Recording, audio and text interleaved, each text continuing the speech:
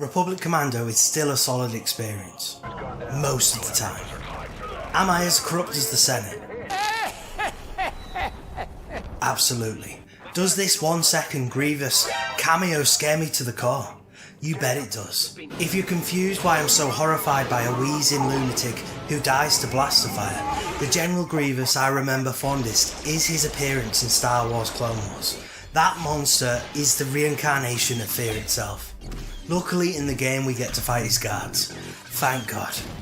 More importantly, that series shows a glimpse into an elite squadron of clone troopers. They had different skills, their armour had different colours, and their leader used hand signals while they operated behind enemy lines to get the job done.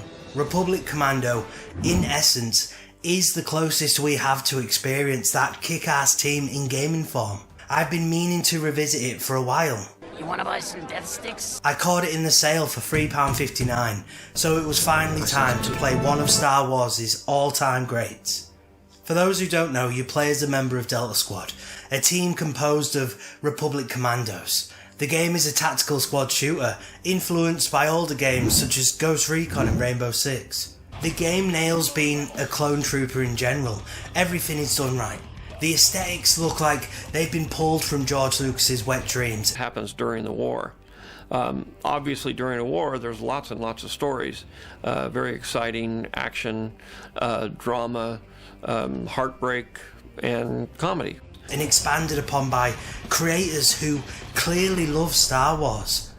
To make the player feel immersed, it always keeps you in first person.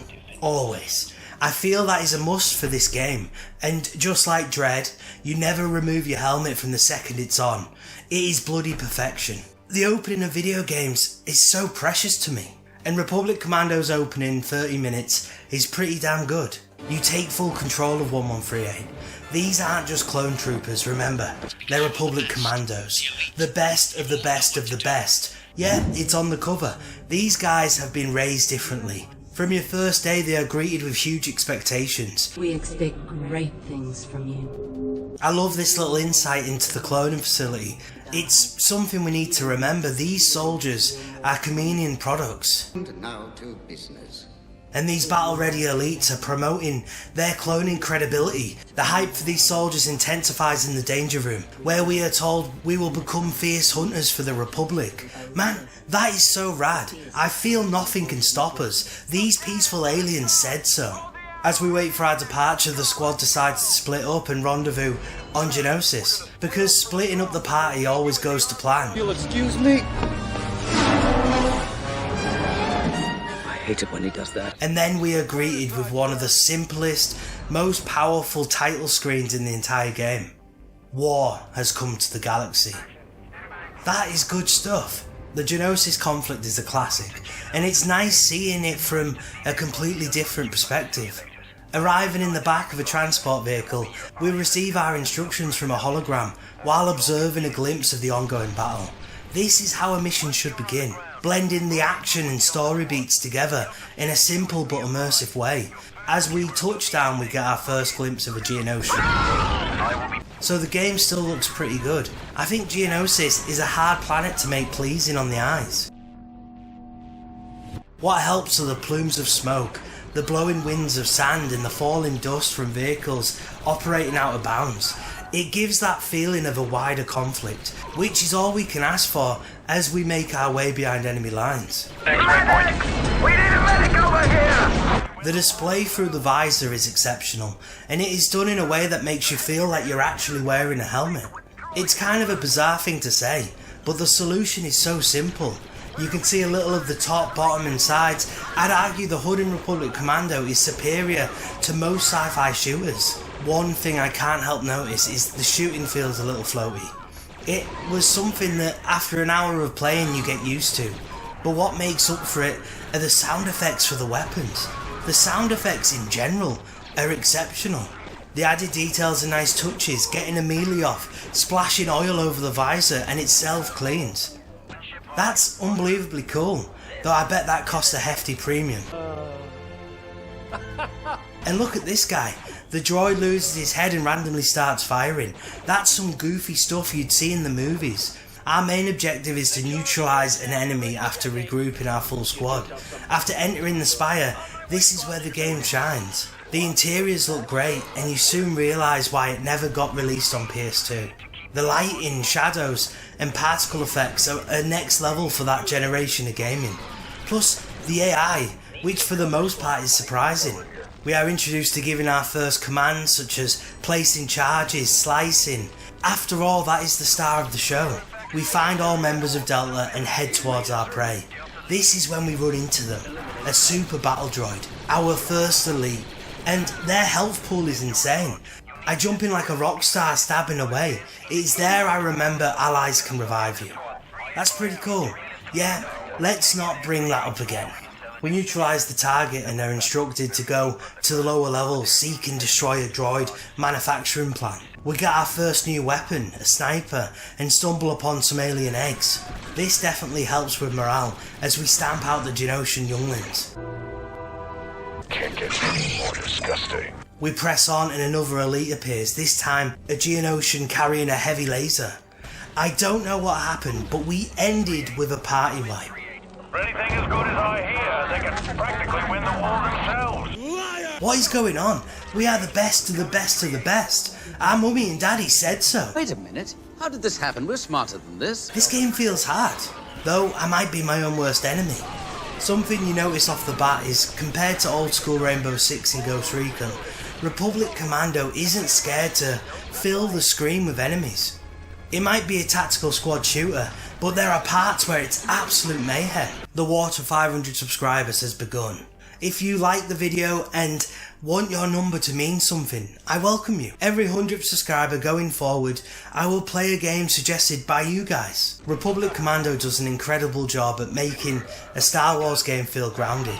It is still high-end sci-fi, but the darker tone and simpler objectives enable it to feel grounded. So the game is short. It's 3 large missions, with each mission split into several smaller objectives.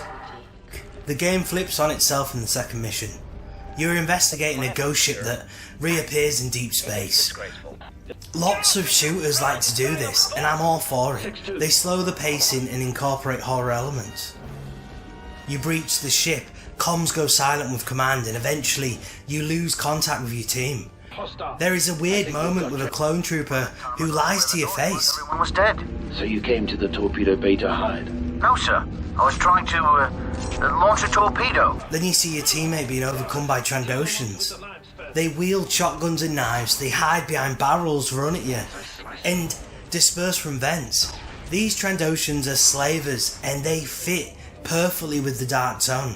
As you fight through to rescue your teammates, you get pretty good at using their shotgun. It was the second part of the mission that really turns up the heat. During this mission we also come across one of the best encounters, the legendary weapon, a lightsaber sitting on the ground. An elegant weapon for a more civilized time, huh? Well, guess what? Times have changed. That is such a simple but powerful moment. Did anybody else constantly run out of ammo? I ended up finding solace in using the pistol. It felt heavier to wield, and the ammo was regenerative. It was actually a pretty good sidearm. The only downside was while wielding it you couldn't access your hidden blade. So the second part of the mission, where you have to move to the hangars to prevent the droids from taking over, was fun. But man, I struggled being a team player. You could actually save people from death. It was at that point where I felt like my comrades were Komagachis. I had to pay close attention to them, or I couldn't control them fast enough. I just wish they were slightly more instinctive. I made the fatal error at the end of the ship by leaving my allies while I raced ahead. I killed them all. They're dead.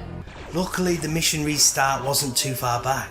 This part of the mission was awesome though, and it shows how tense a firefight in Republic Commando can be.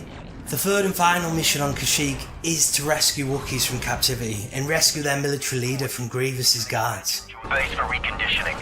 Sorry, lads. It's over for Delta Squad. God man, that stare. This mission introduces spotlights that can be shot out, and honestly, the mission throws everything thus far at you. I think the placement of cover in this mission is a mixed bag. Up to destroying the bridge, the mission is awesome, but afterwards, I felt they began running out of ideas. It was going up the levels to destroy the Separatist ship, where every large room had a spider droid. Honestly though, I might have just been playing the game wrong. Okay, it turns out while writing the script, reading some posts and watching some challenge runs, I was playing the game idiotic. Like a child. Now this is pod racing. I wasn't using the right weapons on the right enemies, I was burning my grenades too frequently, and it was all a bit messy. I'll admit to that. Though, I would have liked the Kashyyyk mission to have been shorter, maybe another mission before. I think the streamlined commands still work for the most part, but if this game wasn't tied to Star Wars, would we still have all this praise? Yeah, I think so. I'm a sucker for sci-fi shooters in general, but my annoyances aren't severe enough to say it's broken.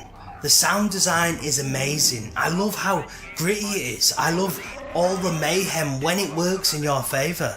I just wish you didn't burn through ammo so fast. 20 years later, it still captures something special.